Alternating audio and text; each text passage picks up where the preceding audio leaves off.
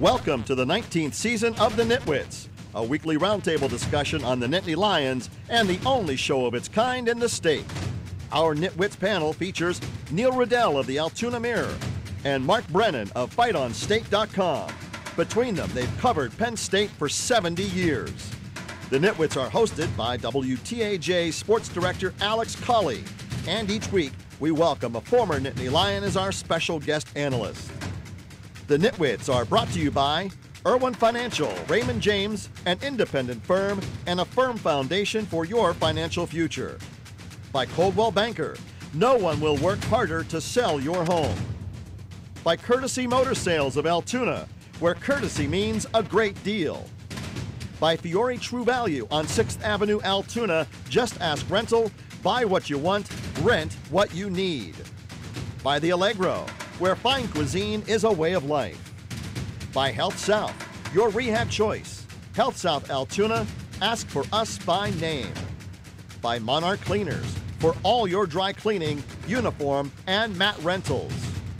By Reed and Selaney Orthodontics, Dr. Reed and Selaney provide orthodontics for children and adults.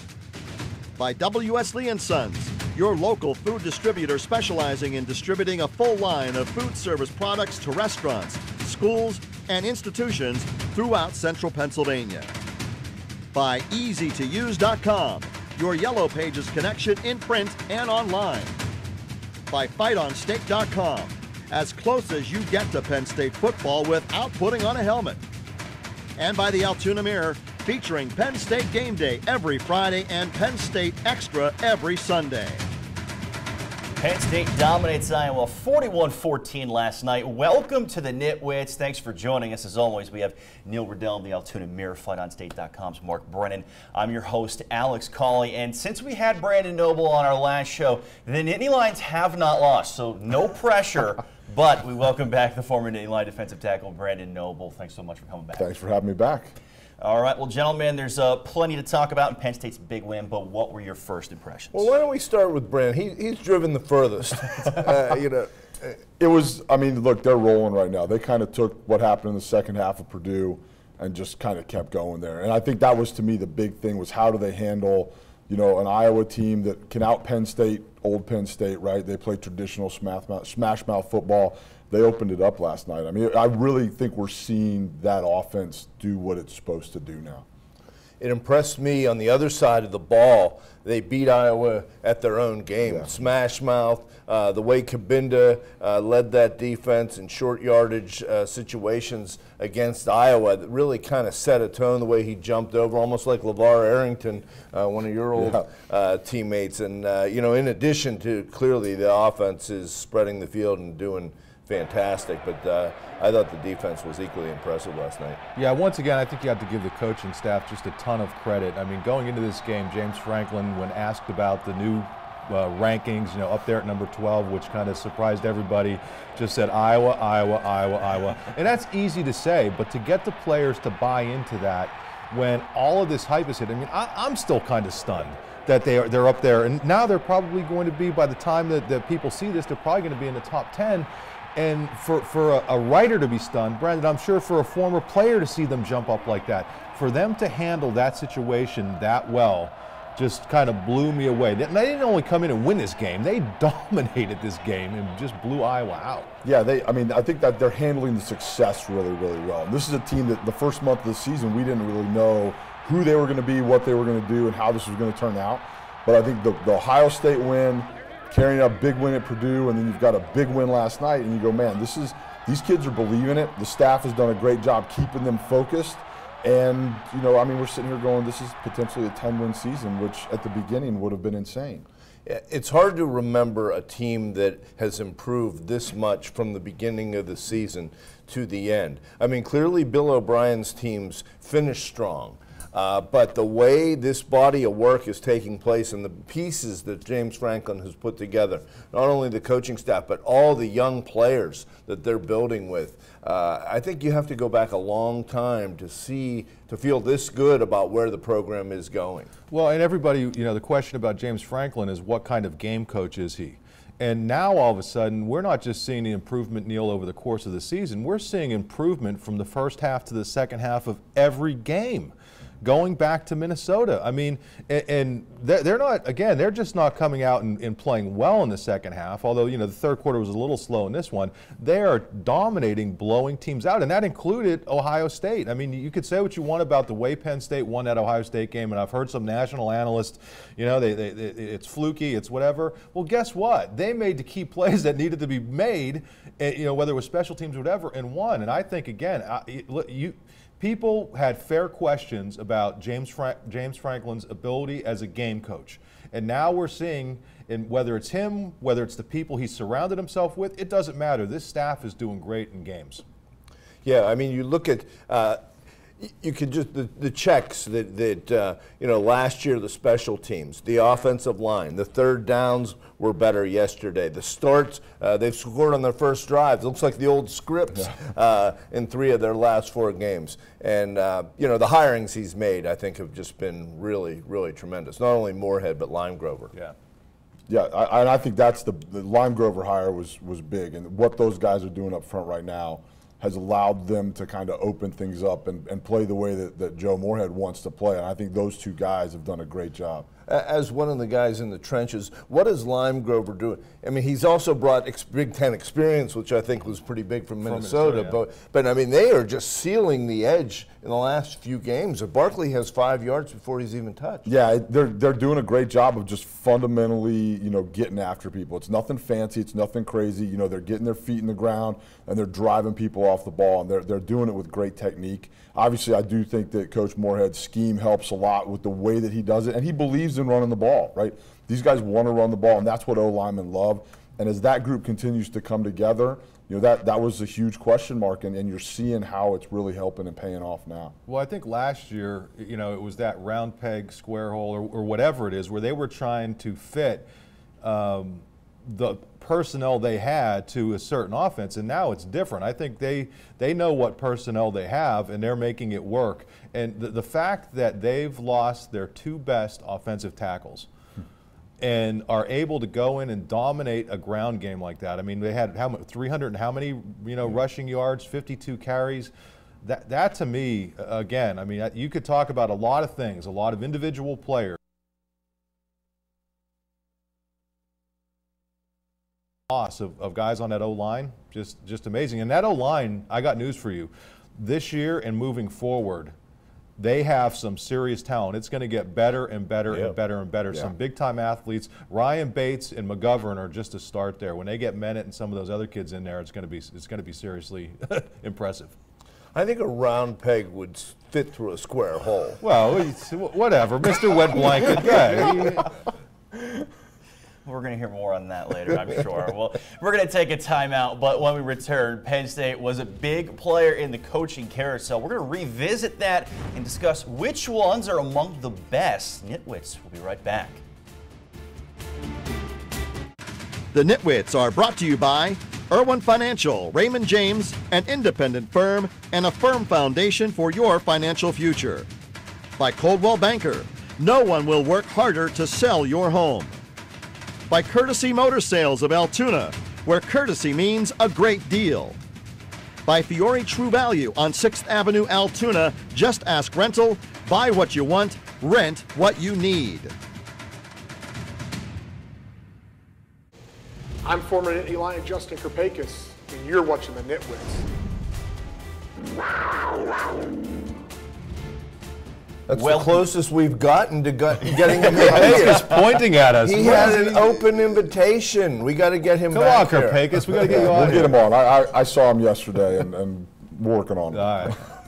Well, welcome back, everyone. And it seemed like a revolving door in Happy Valley this past off season, but Penn State didn't waste much time bringing in some new faces as well as promoting some familiar ones. We got Joe Moorhead, Matt Limegrover coming in, as well as Tim Banks, Brent Pry. Looking back, knowing what we know now, which one do you see as the best?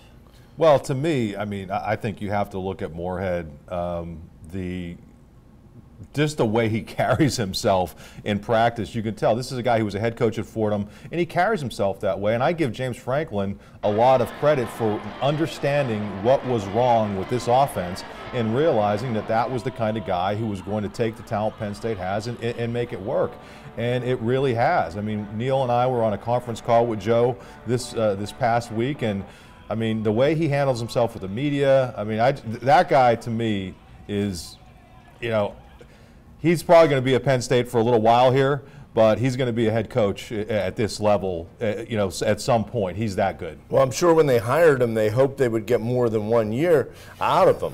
And, you know, really, this is going to be the new normal where coaches are promoted and they're upwardly mobile, moving toward coordinator spots and everything. But, boy, what a great fit. The guy has not only head coaching experience, but he's dealt in the New York area, and he's from Pittsburgh. He has a real huge upside. I hope they can hang on to him a little while. Yeah, and that's going to be tough. Look, when you have that kind of success and you're putting up numbers like Penn State is right now, and you have head coaching experience already. I mean, look, this is, again, I hope he stays for a long time, but realistically understanding that business, they're going to be suitors really fast coming in here. And, you know, I think that Coach Franklin and the university need to make sure that when that happens that, you know, it's a tough decision for Joe to make to leave because he's done a great job. I'm going to go with Lime Grover, though. I like Joe. He's a great guy. He's a friend. But I think that what they've done up front, like we talked about before, a guy that doesn't get a lot of credit, you know, nobody's talking about him, you know, because he's the O-line coach, right?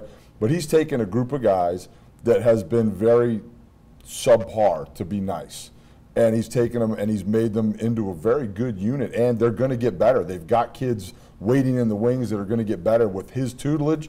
This group, we can be back to having a dominant, you know, Big Ten O-line again. I think he's done a phenomenal job. Yeah, I mean, last year you needed kind of an accountant to keep up with the sacks. And this year, I believe they only have 7. They've only allowed 17 so far, which is less than 2 a game. Yeah, and going back to something you said, Neil, this is kind of the new normal. But one of the real keys is doing what James Franklin has been able to do. When Shoup leaves, he immediately identifies that Pry is the guy, and this guy has really, listen, we could give the plaudits everywhere we want, but to me, he's been the unsung hero. They struggled early in the year, and understandably so, with the injuries they had at linebacker, but once they've gotten back to relatively full strength, boy, that defense, I just think, you know, everybody deserves the credit they're getting, but I don't think we're giving the defense enough credit in a job that Pry has done, overcoming, you know, never made excuses, was on a conference call with us, never complained about stuff, and just plugged away, and here they are now all of a sudden playing really well toward the end of the season. Plus he was involved with the Georgia Southern job again this year and decided to stay at Penn State. He's provided a lot of stability for Franklin. You're bringing in Moorhead on that side of the ball. You had to make changes. The fact that Price stayed, I think, is pretty significant. All right. Well, Penn State's always been a big destination visit for some big-time recruits, and really starting with that Ohio State game, it just seemed like a parade at this point between what they're doing on the field and the fun they're having off the field. I know they did the mannequin challenge after the game last night. How does that translate to recruiting? Well, we're going to see. I mean, the primary recruit who was there yesterday, Lamont Wade, isn't going to make his decision until his birthday in December. But when you see those guys on the field before the game, the official visitors shaking hands with Franklin and posing for selfies, you know, after the Ohio State game, Micah Parsons and all these guys down there in the middle of the celebration, that does nothing but help. And clearly, when you start seeing Penn State move up to where they are in these polls, I mean, again, that could be nothing but an absolute positive. And I'd also think, listen, we have to go back and give a ton of credit to the recruiting job this staff has done in the last year or so of O'Brien, of bringing in enough talent. You don't just get to the top 10. That just doesn't happen. You have to have the horses to do it. Now, I thought maybe they were a year away from getting there, but a lot of these guys are coming through early and getting it done. You know, you're seeing a lot of young players out there. And, you know, you reference, you know, here's Miles Sanders. Bust a 50-yarder to start the game yesterday, which I thought was a big deal. And, you know, he's a young player from Pittsburgh. Wade is there. I'm sure that this was part of the visitation, and Sanders is getting more and more action. I mean, I think that spreads so much goodwill throughout the team in terms of the recruiting process. Yeah, one other quick thing. I mean, talk about the young guys. I mean, Brandon, that defensive line, they are rotating in, the Givenses, the Buckholzes, I mean, all these guys, what is that like as a former D lineman for you to see them rotating those 10 guys and guys getting in there and making sacks as redshirt freshmen? Yeah, the depth there that they're developing this year is going to be key moving forward. That was a huge question mark, right, going in. You lose 3 guys, legit NFL players. Coach Spencer's done a great job there. You know, obviously his name wasn't kind of up on the list because he's been there, but what he's done with that young group has been pretty incredible. The fact that he does have basically, you know, a legit 2 deep and a couple extras to throw out there as the course of a game goes on, that's huge because it's hard to play D-line right now in college football with the speed of the game, the different responsibilities. It's not 3 yards in a cloud of dust like it was when I played. We got a full huddle. You know what I mean? We could stand there and catch our breath. These guys have to be able to rotate. And the fact that he can do it and there's no real drop-off is huge. Schwann looks like he's really coming into his own. Yeah, they are, and he's, you know, it just takes time, right? You got to get on the field, you got to do those, you got to get the reps in the games, the big games, and that's what they're all getting right now, right? You got Sickles, who, when, you know, a couple weeks ago played with his hair on fire for 30 minutes, right? And I think that he's done a great job kind of being the old guy in that group and playing the right way, and these younger guys are feeding off it, and you can just see it coming each week. And when those guys smell blood, when you get some blood in the water as a D lineman and you get playing like that, it just rolls. All right, well, it's halftime here on the Nitwits, but when we return, it's a segment that seems to be getting shorter and shorter with each week. We're going to nitpick on what we didn't like last night right after this.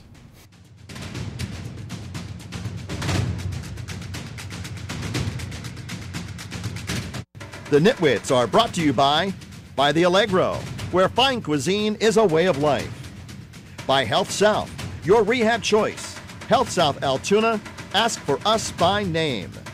By Monarch Cleaners, for all your dry cleaning, uniform, and mat rentals. By Reed and Salaney Orthodontics. Dr. Reed and Salaney provide orthodontics for children and adults. We now return to the Nitwits. A roundtable discussion of Penn State football.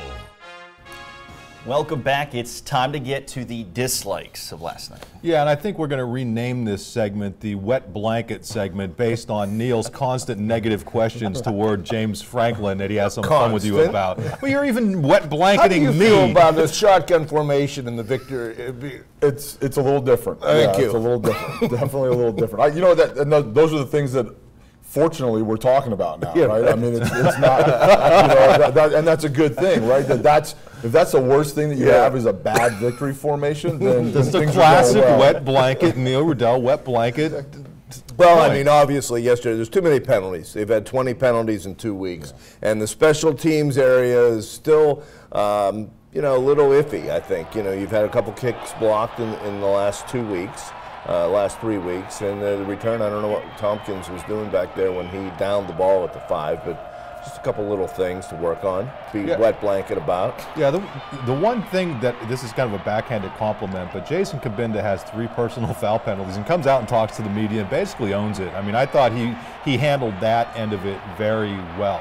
What a great leader that kid is. Right. I mean, he came out, and that's not an easy thing to do, and he basically said, listen, you know, these are things that I have to know better. Now, you know, we had people on our forum saying, you know, those the roughing calls were ticky-tack, but you have to know at this point that the officials are going to do every single thing they can do to protect that quarterback, and you can't even, unfortunately, I mean, the difficult part is, and Brandon, you could speak to this, you have to balance being super aggressive, which allows Jason Kabinda to make that stop on 4th down with not hitting the quarterback. But that's, again, if we're nitpicking, that's something, and he understands that, but he has to get better at it. Right, and that's a difficult situation everybody on defense is in right now with the way they treat quarterbacks. You know, between where you can hit them, how you can hit them, are they sliding, are they still running, are they going to run out of bounds? You know, it's a special position, and I do believe that they take some of the hardest hits on the field. But at the same time, from a defensive point of view, it's tough sometimes to know exactly where it is, right? In the NFL, they just take your money, right? They find you and then they take your money. So it's a little, in the college, you get into this point where I think on defense, the thought of missing a game, right, or part of a game, and you know, and it does hurt your team. I think, you know, just, you know, special teams and penalties are the things that in the big games you either win or lose by, right? And I think that those are 2 things that, again, nitpicking, wet blanket-y. They got to get better there. Yeah, you know, he was tagged with 3, but the official called him on the first face mask. It wasn't him. It really should have been 2. just 2. I didn't find out until I watched the replay. The other thing is they got to get Deshaun Hamilton back in the groove. I don't know, something is missing there. He's not getting separation, or he's not become the target anymore. Well, it's tough when they have so many different targets, though. I mean, that's you have when you're connecting long passes to your running back, to your tight ends, to Godwin, to Blacknall, to Tompkins. I mean, it's again one of those nice problems to have. You feel bad for Hamilton because he's a guy who a couple years ago looked like a world beater, but he's also had some opportunities where balls have been there that he's had the chance to catch. So it's sure, maybe they have to focus on him a little bit more, but he also has to step up and make some of these tough catches. Did you think they ran McSorley a little too much at times yesterday? Sometimes, that's going to be one of those areas where they have to figure out as a staff. He's a younger kid; he can still kind of handle that stuff. But it is. I mean, look, that's your quarterback, right? And you see it all the time. That guy, he's getting hit, and you want to minimize that as much as possible. So I do think that they're trying to probably figure out what the line is there with him. But again, you can tell he's not afraid to do it, and he enjoys it. And it's a huge part of the offense right now. And I think they're also, we could see why they're probably comfortable, more comfortable than we would have imagined with Tommy Stevens as that backup, because when he's come in, he's looked pretty good. Now, we haven't had a chance to see him throw the ball a lot, but he's athletic. And that doesn't say that you go and put McSorley in harm's way, but knowing you have a solid backup, I think, allows them to do some more things with McSorley. All right, well, when the Nitwits returns, it is prediction time as the Nittany Lions head back to the Hoosier State for the second time in 3 weeks. We'll be right back. The Nitwits are brought to you by W.S. Lee & Sons, your local food distributor specializing in distributing a full line of food service products to restaurants, schools, and institutions throughout central Pennsylvania. By EasyToUse.com, your Yellow Pages connection in print and online. By FightOnState.com, as close as you get to Penn State football without putting on a helmet. And by the Altoona Mirror, featuring Penn State Game Day every Friday and Penn State Extra every Sunday.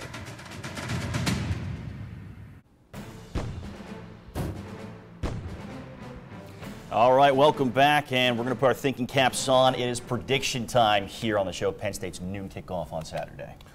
Okay, I'll go first. They're really this could be a speed bump. I mean, the Indiana's decent, but Penn State has a lot to play for right now. They're really in a position to set themselves up for a tremendous opponent somewhere in a great bowl game. I think they've handled success well so far. I'm going to say Penn State 38, Indiana 20. I'll go next. Penn State, Indiana actually. The game at Rutgers that they just played, they barely won the game, but there were a lot of turnovers. This is a very good offensive team, so I think we're going to see a lot of points scored. I'll go Penn State 40, Indiana 28. Yeah, it's a tough place to play too. Sometimes the energy isn't there. It's a lot like going back out to Purdue, right? West Lafayette, Bloomington. You got to bring your own juice, as the coaches like to say, right? So I do think it's going to be a slow start, but I think that the Nittany Lions win it. I'm going to say 42-24. All right, and I'm thinking 39-22 Nittany Lions, so everyone going higher now. And, of course, checking in last week, half ball, the team host, and Neil. So terrible strategy on Neil's part. Terrible strategy on Neil's part. Cost himself a ball. So like kissing your sister, except it was Jamie. Oh, man. And that's better than Alex. Okay, so we'll see you next week, and we'll see who's right then. Hope you join us. Thanks for watching. The Nitwits have been brought to you by Irwin Financial, Raymond James, an independent firm and a firm foundation for your financial future. By Coldwell Banker, no one will work harder to sell your home. By Courtesy Motor Sales of Altoona, where courtesy means a great deal. By Fiore True Value on 6th Avenue, Altoona, just ask rental, buy what you want, rent what you need. By The Allegro, where fine cuisine is a way of life. By Health South, your rehab choice. Health South Altoona, ask for us by name. By Monarch Cleaners, for all your dry cleaning, uniform, and mat rentals. By Reed and Selaney Orthodontics, Dr. Reed and Selaney provide orthodontics for children and adults. By W.S. Lee & Sons, your local food distributor specializing in distributing a full line of food service products to restaurants, schools, and institutions throughout central Pennsylvania. By EasyToUse.com, your Yellow Pages connection in print and online. By FightOnState.com, as close as you get to Penn State football without putting on a helmet. And by the Altoona Mirror, featuring Penn State Game Day every Friday and Penn State Extra every Sunday. Thanks for watching, and we'll see you next week.